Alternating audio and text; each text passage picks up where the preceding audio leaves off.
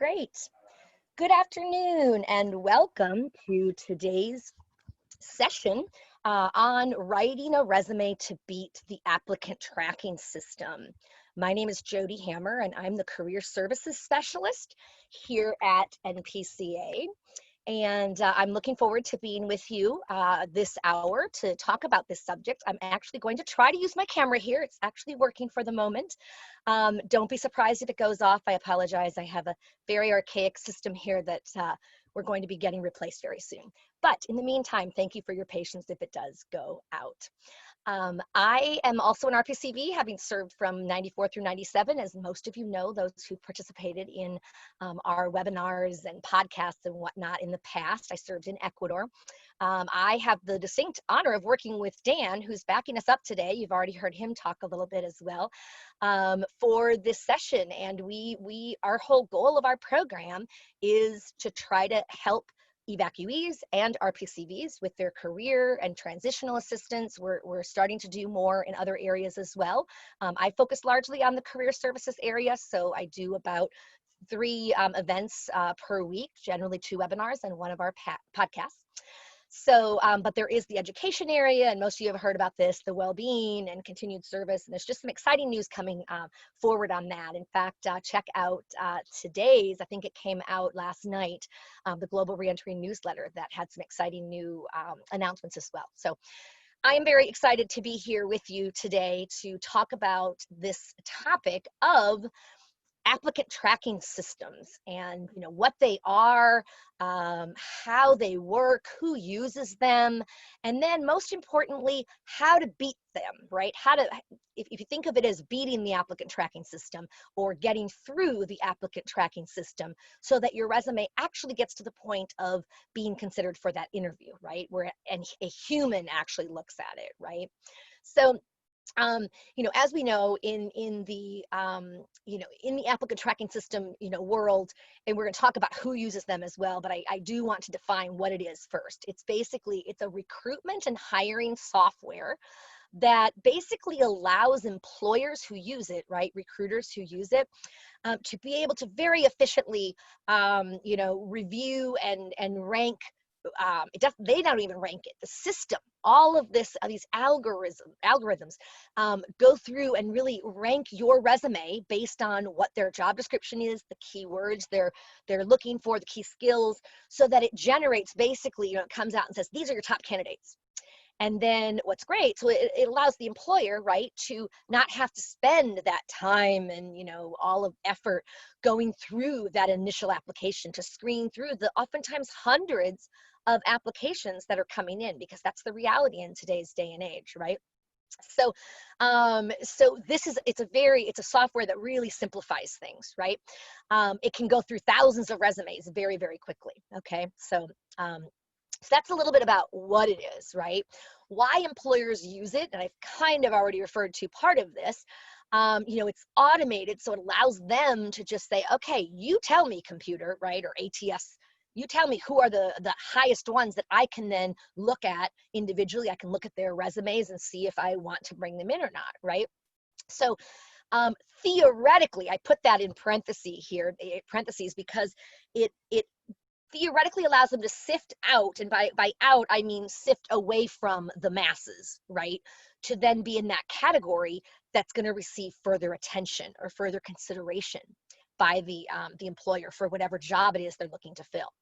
So I say theoretically because sometimes very qualified applicants, like you all, any of you it could be, right, you can get overlooked by the applicant tracking system only because you don't know how to write your resume in a way that's going to increase your likelihood of landing in that most qualified pile for consideration by an actual human for that interview, right? So great. So it's that's why employers use it, one of the things, right? But they also use it because, as I said earlier, it saves time, a lot of time. It saves them money. Time is money, right? The less time they have to spend on something, the more money they save, right? So employers love it, right? And who uses it? who uses ATS tools? Well, Fortune 500 companies definitely use it. And looking at the stats, I'd looked at them some time ago and I wanted to kind of update and you know, what I was finding, and you find anywhere from 90% to 99%, right? So regardless of which of those numbers it is, that's a very high percentage of the Fortune 500 companies that use, you know, ATS. Almost all of them will use some sort of ATS tool to simplify the procedure and just to keep it in check. Because think about it, you know, Fortune 500 companies are generally getting a huge number of applications, so it's even more important, I would say. But I will tell you that it's more and more common, even for, you know, medium employers. A lot of medium-sized employers are using it, even some smaller employers. And part of that is because, you know, there are some ATS systems out there that are free or at very minimal cost. I mean, the extremely fancy ones that, you know, the Fortune 500 companies use are probably the ones that are, you know, much more, they have a lot of fancy graphs and everything that'll spit out, and they're a lot more money. But it is highly likely that if you've put any application in within the last 2 years, several years really, that your resume has probably gone through an ATS system. Now, would you know that for sure? No, not necessarily, unless you know that a company that you applied to does standardly use an ATS system, right? But you don't generally know, right? And that's why you have to kind of, you know, act accordingly and say, okay, well, I'm not sure if they use it. If they do use it, we're going to be talking about a lot of recommendations to kind of increase your likelihood of getting through the ATS system, right?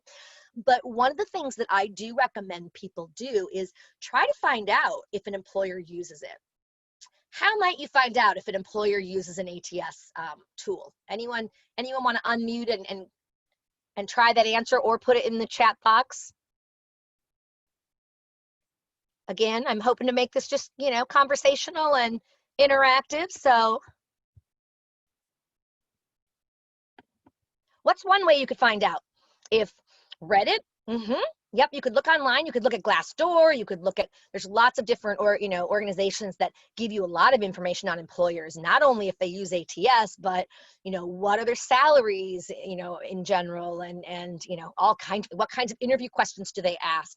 So great, Sarah, thank you for sharing that. Sure, I think you could also look on LinkedIn to see if you have any connections with that company and then ask that person. Yes, thank you, Sarah. And that is a great answer, and so important. You know, check it out on LinkedIn. Do your people search, right? You know, your you know, former employer, you know, where they, you know, Peace Corps, and then current employer, whatever that one is, or somebody who, yeah, has worked there, even in this case, in the past, and connect with them. Employees are gonna be the best to know, right? From once they get in the door, they know a lot more about what happens behind HR scenes and things. So thank you, Sarah. That's a really very good answer there. I'm seeing in the chat box, it looks like there's, Cynthia, you have a question. Let's go ahead and apply. How does applying through LinkedIn compare to other systems? My LinkedIn profile doesn't include all the projects I worked on. Yep, under every position I've had, and I tailor my resume to the job description, right? Which is good, you're doing the right thing. I've submitted a PDF of my resume with a LinkedIn application, but I'm wondering if I get filtered out based on what's publicly available on my profile. You know, hard to say for sure, you know, but what I would say is I'm glad that you're attaching your resume. You know, LinkedIn has that option of attaching or having a copy of your resume that's viewable. And if you are making your LinkedIn profile available for jobs, you know, if you choose that option, you have that option or not, then you can get contacted by people who are interested in talking to you about your background and your experience, right? So that's I definitely would attach have your resume in it as well. But when you say in the end, I'm wondering if I get filtered out based on what's publicly available on your profile. By that, do you mean that you have a lot that is listed as private where you're not sharing a lot, and is there a reason you're not doing that? Is it more for what the general public knows about you? It is kind of scary having so much out there, right? What's the reason for that, Cynthia, if you don't mind answering either in the chat box or just unmute yourself? Yeah, sure. So I was more asking about, there's an option on LinkedIn where you can apply through the LinkedIn like website for positions. Gotcha. And so I have applied to positions through LinkedIn Yep. instead of like going to that company's website or like if it's a temp agency, finding the position through their website.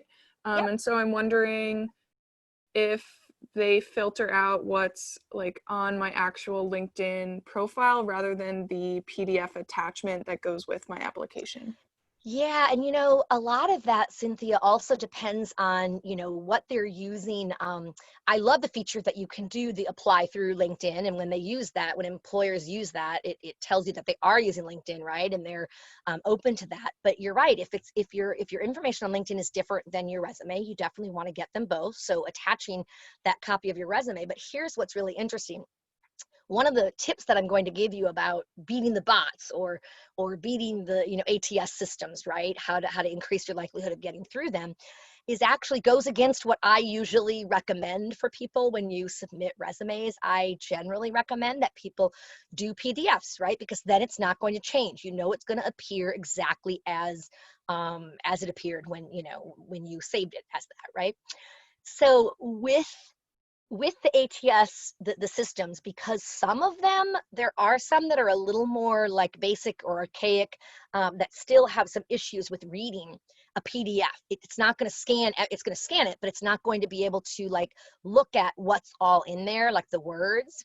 So I'm not sure, honestly, with LinkedIn, if when you apply through LinkedIn, that is an automated system. So I presume, that it is some sort of automated, where they're filtering through and, AKA ATS type of, system, right? That to some degree, but I don't know if when you submit your PDF, if that would impact, if that would be, read by the company, or if it would be readable or whatever, because I don't know if they're dumping everything into any sort of, ATS system, right? If they are, then your PDF might not be as recognizable, in which case, as you said, they might be going only from your LinkedIn, right? So on your LinkedIn profile, is there, how do you feel about maybe making your LinkedIn profile more inclusive to be able to speak to some of those experiences and skills that are maybe outlined on your resume? How would that hit you, I guess? Yeah, I think I had my LinkedIn profile like that, but then someone was talking to me about how LinkedIn is a way where you can create your resume that's not out of the norm. Right. And you could be more creative with the space they provide. And so I kind of changed mine to, instead of Yeah. like listing bullet points, generally talked about like the main focuses of the divisions that I was working in and Uh-huh. how that related to my particular position. Yep.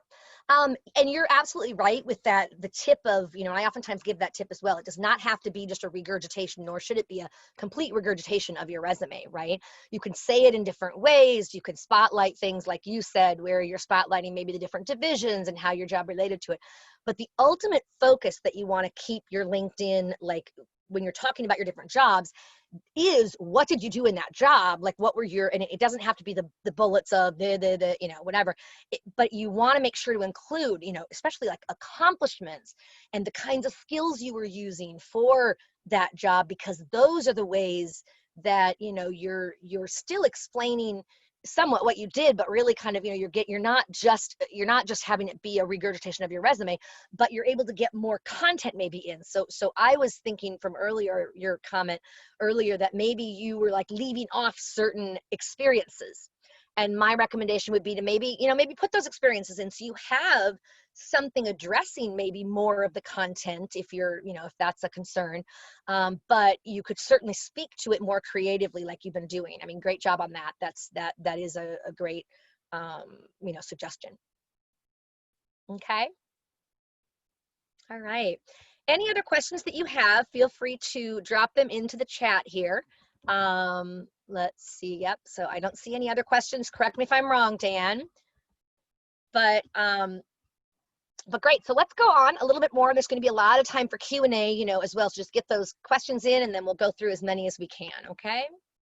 So the applicant tracking system, like, I just like this graphic, the whole, like, it's researching, it's magnifying like what your different experiences are, taking those things all together and coming up with kind of this ranking of you as as the person or the candidate, and how competitive are you compared to everyone else, right? And so the whole, all those rankings where your goal is, of course, to get through that system so that you can actually have a human being, a live human being, the old-fashioned way, right? Review your resume and, look at it and say, okay, is this person someone we want to bring in for an interview?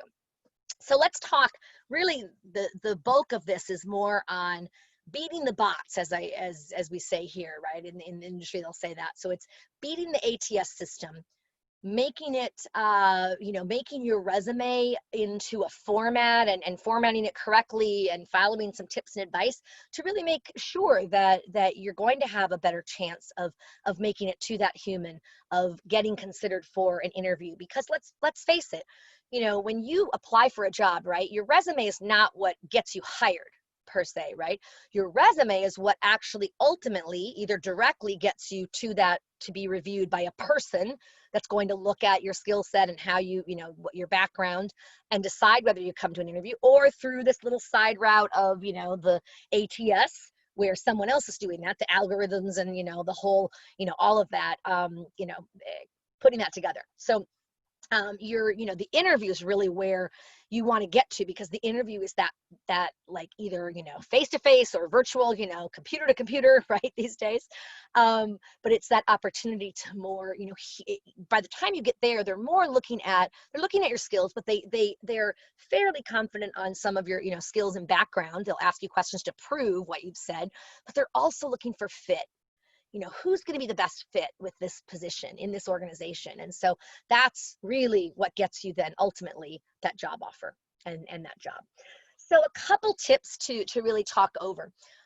Tailoring your resume, key. You want to tailor it to the job description that you're, for the job that you're going to. So yes, that does mean tailor your resume for each and every job that you're applying for. Now, before you get really, concerned, oh, I don't have time for that, that's too much work, you don't have to start from ground zero.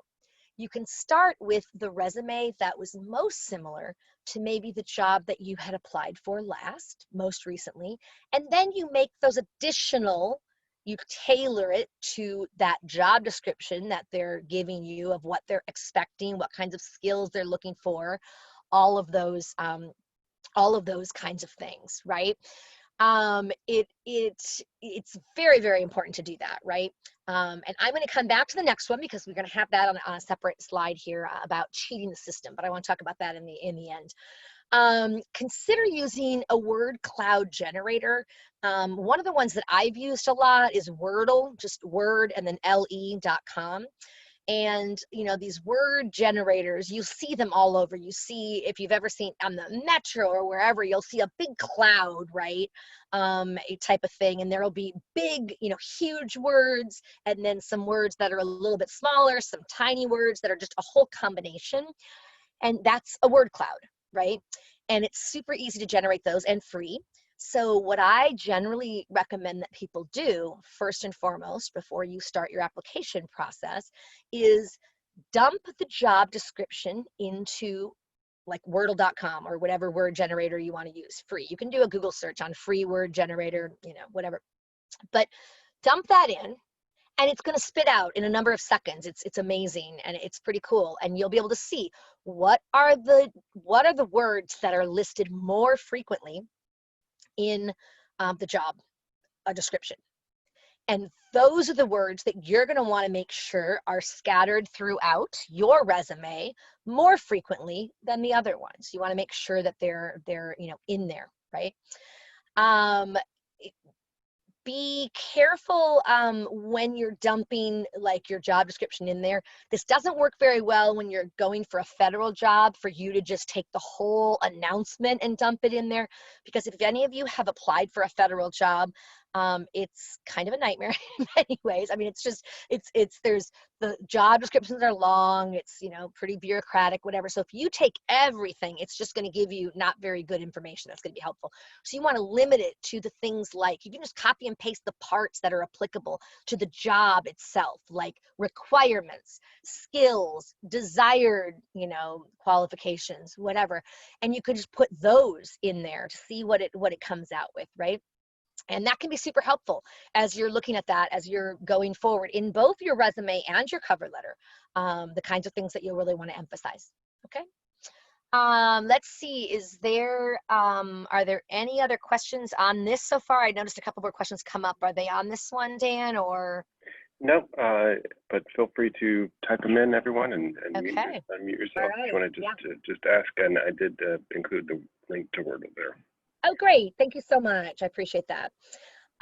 Yes, and avoid the functional style resume. Some of you might not even really be familiar with the functional style resume, but you want to really use that reverse chronological, right, generally, type of resume, and a pretty standard, not so creative, if you will, you know, not a lot of the graphs and things like that. But the functional resume is like a skills-based resume, right? Where you don't really have the entries for, you know, your job title, the organization, you know, and the location, your job title and the dates, what you did. It's not like that. Instead, you end up having a number of skills categories. So it might be, you know, research, you know, might be one for a certain job, right? Whatever skill set they're looking at, right?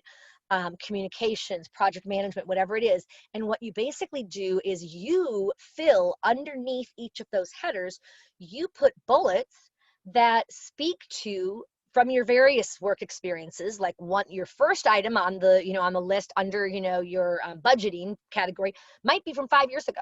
It doesn't have to be the most recent. So it's a great, generally functional resumes are a good way to potentially help in situations where you're looking to either change careers drastically, or maybe there's been job gaps. You know, you've been out of the job, you know, job world, working world for some time. You know, maybe you're coming back after raising a family. Maybe there's, you know, just lots of things, you know, going on that have caused maybe job gaps. Or maybe you've had a lot of short-term employment and you don't want to appear like a, you know, job skipper, things like that. So there are some reasons why using a functional resume can be a good option as for specific populations, but not when you're trying to beat the ATS system, because basically you want to use that very standard with, you know, standard language, all of that, where it's just, it's not unlike what they're looking for. Like they're used to seeing the professional or your work experience and your education, you know, and they're used to seeing that in that way. So you want to make sure to avoid the functional way. When you're writing, like, you know, acronyms, right, or when you're talking about having an MBA, right, they recommend that you actually include both, like, you know, and I always say in a typical resume or cover letter, the first time that you ever introduce an acronym, you want to always have, what does it stand for, listed. So like have the, you know, Master's of Business Administration, parenthesis, MBA, right, once. But what they're saying here is it's important to have both MBA and Master's of Business Administration, though both of that short, you know, the abbreviation and the acronym, I should say, and the long one, because they might go back and forth on those. So it's good to include both. Let's see, traditional resume font. Like, I don't know how many of you, tell me if you just unmute yourself or just put a little, you know, thumbs up in your picture. Did any of you ever hear, it was several years ago now, where they said using Times New Roman is the equivalency of wearing sweatpants to your interview? Did anyone see that article or remember hearing about that? It was actually kind of funny. It's what, you know, they were making the play for a more, you know, creative one, not something that's so quote unquote like overused or, you know, boring, whatever. In this case, when you're talking about ATS, you want to stay with a pretty conservative you know, resume font. And there are some that are, you know, not Times New Roman that are still fairly, you know, standard, you know, Helvetica here, Garamond, you know, Georgia, there's several. But you don't want to use any of those kind of fancy ones that have characters that are hard to sometimes read, or maybe hard for an ATS system to read, right? Because you don't want to mess yourself up just by, using that kind of a font, okay? Avoid using, tables or even headers or footers, like inserting those as a header or as a footer. And the reason is that information can get lost in the ATS, or it can mess up and make other things not readable. So, sometimes there are some really creative resumes now, and I would say, especially for jobs like, media, communications and marketing and those kinds of things, where there are some pretty creative resumes out there where a lot of times they'll have these like graphs and, whatever, and those are great in general, but not for the ATS, right? So it's not saying that they're not good to use, but just for the ATS, you want to get through the system. You don't want to mess it up with that, okay? And then standard resume headers, right?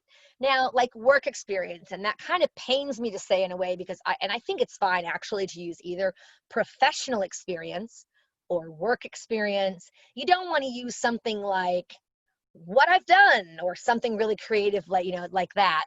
You want to keep it pretty traditional, because those algorithms and the whole process that the ATS system uses, they're really sussing through, experience, education, these very centralized, categorized topics. So you want to make sure that your information is getting dumped into that.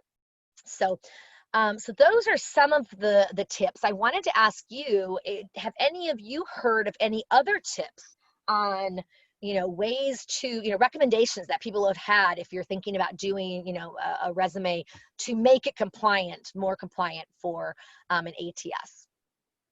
And it's fine if not. Jodi, could you repeat the recommendation on Times New Roman? Was that do or don't? Don't. Yeah, it was recommended no, don't do Times New Roman, because it was too boring, is what this article, was saying. And it went around, and it was very, popular for a while and whatever, but it was saying basically that there's no jazz with it. There's no, Times New Roman is just, it's kind of a default, right? And it's not, it's boring, and it's just whatever. It just gets, when employers read things, they don't want to read every single thing in the same kind of fonts. They were making a case for like standing out. So they, so it was don't do that.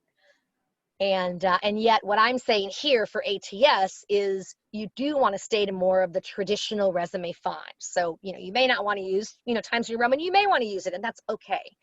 But you can use some other ones like these that I listed here, and still, be, not using the Times New Roman that some people don't want to use. Yeah. Okay. I'll just chime in. Andrew's bringing up federal resumes, and as Jodi's mentioned, the federal government doesn't use ATSs, but they do have a digitized yes. Process, and maybe you can talk a little bit more about Jodi, but I'll just share my experience as hiring. When I was hiring in the federal government, Andrew, the packet that I would get as a hiring manager would be like 20, 40 pages long. And all I really wanted to see was the PDF.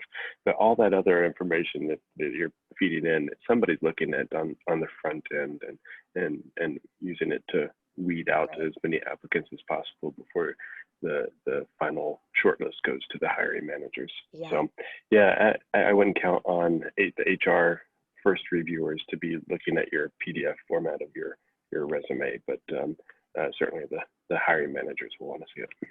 Yeah, no, absolutely. And you're right. I mean, with the applicant tracking system, I have heard that in some federal agencies with contractors, there's some kind of, because they're basically, right? I mean, it can be contracted out and such, but they do that federal agencies do use some automated systems, like Dan's saying, to make it easier and simplify it, but it's not the true, ATS. So there is somebody who's actually going to be looking and seeing your resume. So that's kind of reassuring. What's that? Another program that I've used, and now I can't remember, I think it's JobScan.com or something, but you can put in your resume next to the job description, and then it shows how well the two are actually matched. Yes, JobScan is absolutely one of them, and it's one of them that I was going to actually recommend for you all. JobScan is a great site, and you can actually, you can dump in your resume and you can dump in the job description, like the content, and they will tell you, and it'll show you a nice little chart even of how much it matches up. And, you know, oh, it says it wants project management experience and you don't have that listed at all in your resume. So it really simplifies kind of doing this and helping to, you know, beat those ATS systems. And I think you get 5 free scans. Yeah, I was going to say there's our PCVs always appreciate free. Yeah, of course. And for years I worked at Peace Corps headquarters doing the same type of thing that I'm doing here, running their career center. And we couldn't recommend anything but free. And so yes, free is very good, and it's good on your budget and all of that. So you can do 5 free scans, and then they would start. So it gives you an idea anyway, you know, so 5 different scans is awesome, you know. And then you could probably go to one of the other, there's some other organizations like that offer it. If you you know, you can do a Google search on it. And yep. Okay, all right. So don't try to cheat the system, and I mentioned this a little bit earlier, it was in the list. But what I mean by that is, you know, a lot of people, I've talked to a lot of people over the years, and, you know, especially since ATS systems have, you know, come to be, you know, so popular, and, you know, everyone's trying to make sure they get through the system, which I totally get. And you want to do everything you can to get through that system, right? But don't be tempted to, what I say, you know, cheat the system by doing some things that I'd heard a lot of people were doing for a while. They were, you know, on their resume, which is white, you know, it's a white document, they were putting in white print at the very bottom so it was invisible, right? They were just chunking in all those key qualifications they were looking for, all those keywords. They were just dumping them in, right? So budgeting, marketing, whatever, just literally just writing them one after another at the bottom of, you know, their resume, for example, and it didn't show because it was white print on white, right? I would not do that. They can, you know, find that out. They can, and it's not really being truthful. You want to make sure that you insert those words. I mean, if you know what those words are that you have to work in, it doesn't take that much longer. I mean, you have the list of the words that are supposed to be in there, so just make sure you work them in to your resume itself and include them in a bullet. You could have a skills statement, you know, for some of your bullets. I like skills statements because not that I don't care what you've done, but really what's important is like, why, what have you learned through it, or what skills have you demonstrated or used in doing that, right? So you could have a skill statement, something like, you know, utilized or demonstrated attention to detail in accurately tracking monthly expenses for blah, blah, blah, number, whatever, budget, you know, put some numbers in there, that kind of thing, right? That makes it more believable, and you're then getting your skill in there, right? Attention to detail, if that's what they were looking for, or, you know, whatever it is. So it's not that hard to put them in once you've identified what they are. Does that make sense? I hope. Yeah, embellish, don't exaggerate. Exactly. Yep. Dan, good additional content there. Great. Okay. So we are basically at Q&A now, and we have 20 minutes. So we have plenty of time if you do have other questions. I want to give you a chance to, you know, ask any questions that you have. Is there anything we didn't cover yet on ATS that maybe you had questions on and we're hoping to get from this session? If so, either throw them in the chat box or, you know, just unmute and ask. This is your chance. I had a question about, at the beginning of my resume, I have kind of just a snapshot of what it's not a mission statement, I can't remember what you call it, but kind of a skill statement, and then it has some of the highlighted skills that I have. Mm-hmm. Is that unnecessary in a federal, I guess you said the federal government doesn't use the ATS system, but is there a specific setup for a federal resume that I should be considering instead of the normal resume format, I guess is what I mean to ask? Yeah. A federal resume is definitely different than a standard resume in certain ways. There's additional, in addition to all the stuff you need for a regular resume, for federal resumes, there's some additional stuff. And actually, I'm going to ask Dan if you can, Dan, while I'm explaining this and such. I think we have loaded up the federal resume writing session, the webinar, the recording of that. You could dump it in the chat box. Sorry, I don't mean No. No, you're fine. I'm going to answer a little bit too, but I just, I want to have you have another resource because it's like a whole hour worth of like how it's different and such, but I'm going to give you an abbreviated version here because I think it's important too to distinguish between the two.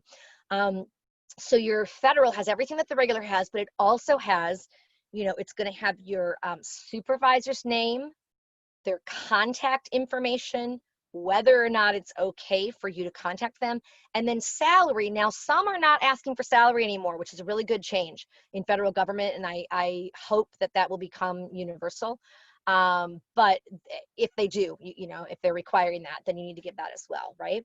So, for each of your positions that you've held, right?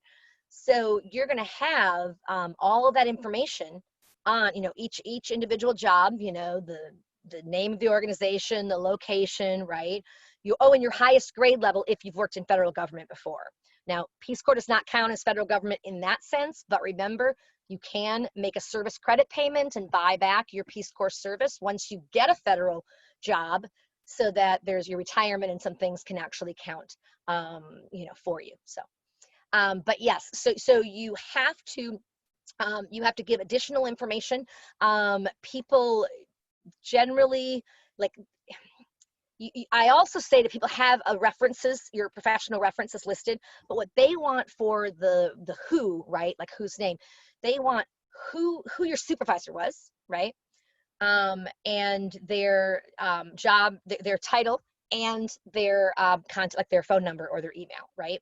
Now, if you don't have that anymore, or if you're not in touch with them anymore, you could put their name and then, you know, no longer there, and maybe you don't have the information. But what might be better, if you do have somebody else at the agency that was also maybe, you know, your supervisor or something, where you could put it, that's great too. But they understand that you're not always going to have those readily available. But you want to also be careful about, you know, they'll ask you, is it okay to contact? You've got to actually put that on your resume. Okay to contact, so like permission to contact or not.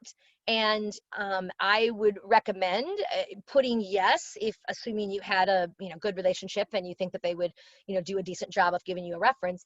If you're putting no multiple times in particular, if there's a lot of do not contact, that can give them the sense of, why is this person, you know, not wanting us to contact any of her last employers? What, is there something she's hiding?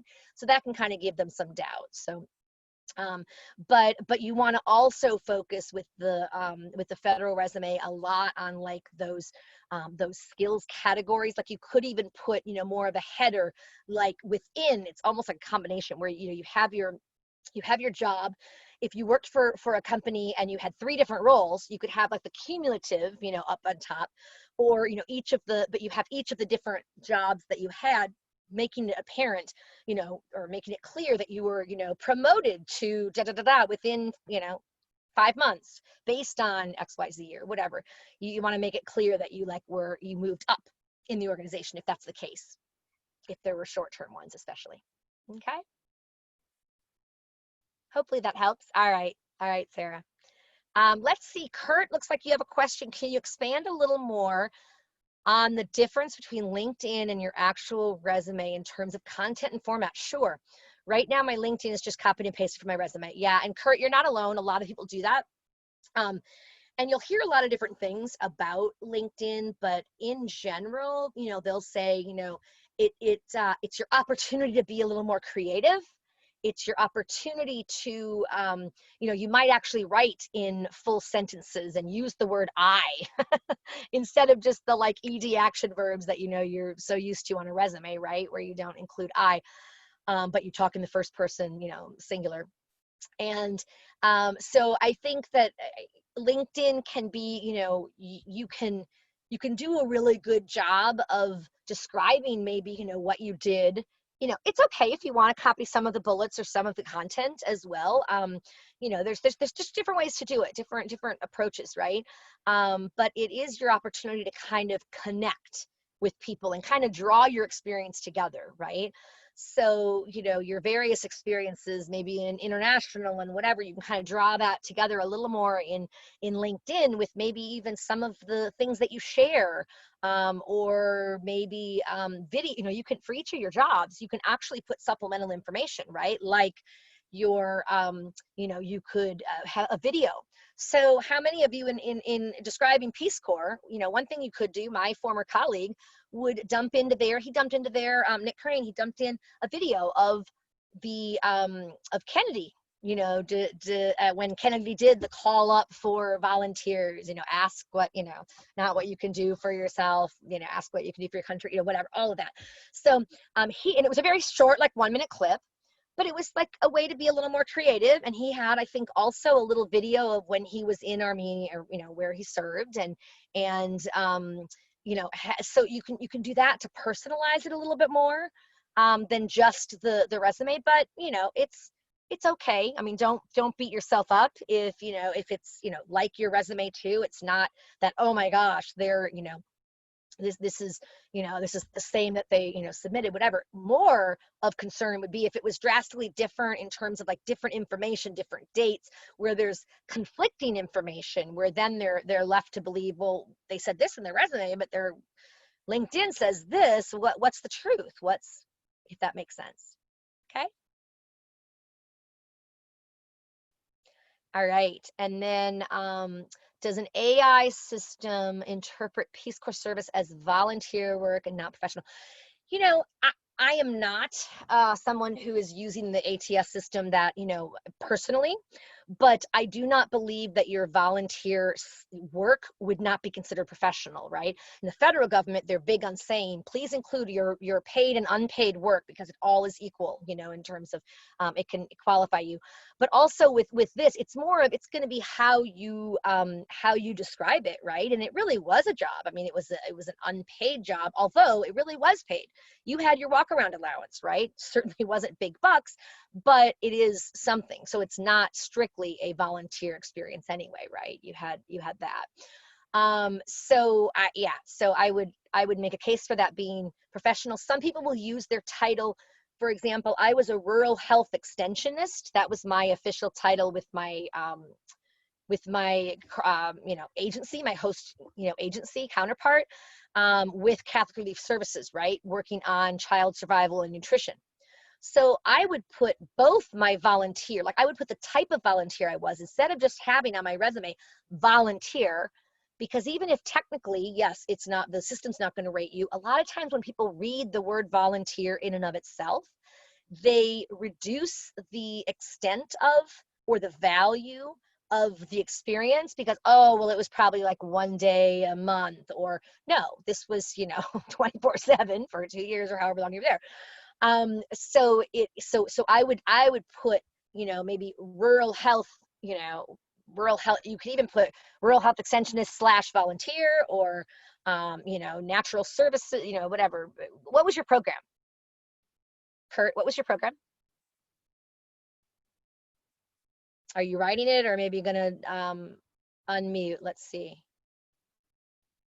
Community health educator, great. That is a great title, community health educator, Peace Corps, right? That's you. There's nothing. That was your title. So, oh, no problem, no problem that you can't talk. That's fine. So yeah. So we're a community health educator. That's a perfect title to have on yours. Okay. The common, oh gosh, I have known the names of some of the common ATSs. I can tell you this, I will include that in my follow-up with you. I'm linking you to some of the resources that are really good about this. And I'm just gonna write at the bottom to make sure that I have the ATS, because you can even Google it, top 10 ATS systems. Like there's so many out there. But in seeing, there's a grid that they have. I actually almost included it in here to give people an idea, but there's yeah, you'll definitely I'll include it in what I send. Okay. Okay. Other questions before we wrap it up here today? Let's see.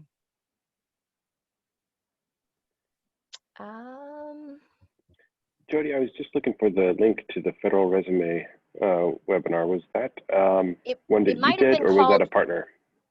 no, it probably was called the Federal Application Process, NCE and the Federal Application Process, or something like that. It might be. I can, you know what? Why don't I just include it? I'll just include it in the follow-up because I'm going to already be including this one that I'm talking about. So I'll do the federal resume writing one, okay? And just a tip on that, there are webinars on free webinars that USA Jobs puts out. Now they do fill up very quickly. I had no idea they had such a limit, but they do it. I mean, imagine from all across the states, people who want to hear it, but they repeat, like they do one that's called navigating the USA Jobs site and applying, right? That's a good one, very good one. There's one that's called writing your federal resume, and there's another one that's called interviewing, federal interviewing. All three of those are worth going to if you can get in. Do a Google search, and you should be able to find it. It's OPM is the one who puts them on, Office of Personnel Management. But I did hear from some RPCVs that I had referred to those. They said that they were literally all full already for like the foreseeable future. So, you know, you might want to reach out to them and say, when do you, project announcing your next dates, and then make sure that you have that calendared so you can get on that, because they are pretty good ones. There's also some good information on federal resume writing at the Resume Place. I think it's just called the resumeplace.com. And it's Catherine Troutman, who's an expert in, federal resume writing. She's made her life basically in her business of giving people advice, doing federal resumes and such. Now, her services themselves, like for her to do a resume review for somebody, that's for fee. But she has a lot of information on her website that's free, and she does love RPCVs. She, believes in what you've done, all of that. And so there are some, there's application materials and resume, and she has a whole system for how she writes hers, in these skill statements. And so you might want to look at that as well. That could be good information.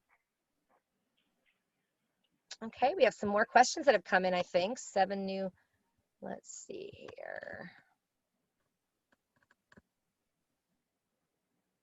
All right. Yeah, and I was just going to say, I'm, if you want to connect with me, you can certainly, reach out. We can have a conversation. I can give you some more guidance and, resume reviews, that type of thing. So you can certainly reach me just by, emailing our careers@peacecorpsconnect.org. Okay. Oh, and Jill's asking, anyone want to connect on LinkedIn? Well, there you have it, Jill. That's a great idea, right? Connect with more people that are, on LinkedIn. So, look at who's on this and see who might want to commit.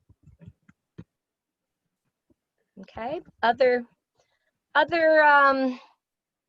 questions? And Jodi, I'll just take the opportunity to ask everyone to take a moment if you have any other topics that you would like for us to address in future webinars. And they don't have to be career related. That's certainly where Jodi's skill set is helping us here today. But there's a whole community that we can draw on for other topics that might be of interest to you. So please check out the Google form that I linked earlier on, and I'll put it here at the bottom of the chat again too. Great. That's great. And I think because I'm at the end of this, I'm just going to actually stop sharing so we can have ourselves on the all of us. That's a little nicer there. All right. And I'll stop the recording now too, if you want, Jodi. Yeah, that's great.